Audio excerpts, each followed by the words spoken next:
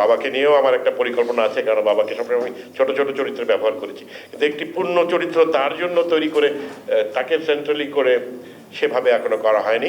অনেকদিন আমি সিনেমা বানাচ্ছি না, এবছর শেষে আমি আবার একটি সিনেমা বানাবো। আমি খুবই কৃতজ্ঞ আপনাদের কাছে যে আপনারা আমাকে সম্মান দিয়েছেন। ওরা যখন প্রথম আমাকে পরিকল্পনাটা বলেছিল, বলে আপনার কেমন মনে হচ্ছে, আমার বললাম আমার মরহুম মরহুম মনে হচ্ছে।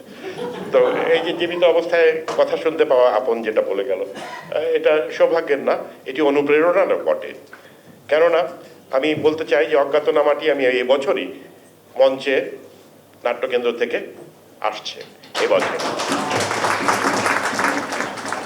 অনেকদিন আমি সিনেমা বানাচ্ছি না, এবছর শেষে আমি আবার একটি সিনেমা বানাবো।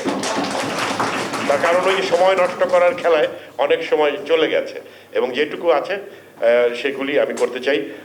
বাবাকে নিয়েও আমার একটা পরিকল্পনা আছে, কারণ বাবাকে সবসময় আমি ছোট ছোট চরিত্রে ব্যবহার করেছি, কিন্তু একটি পূর্ণ চরিত্র তার জন্য তৈরি করে তাকে সেন্ট্রালি করে সেভাবে এখনো করা হয়নি। আমার বিশ্বাস যে সেই সুযোগ আমার হবে এবং আমরা সেটা করব। মামুন ভাই আমার সঙ্গে অনেক কাজ করেছেন এবং আরও করবেন।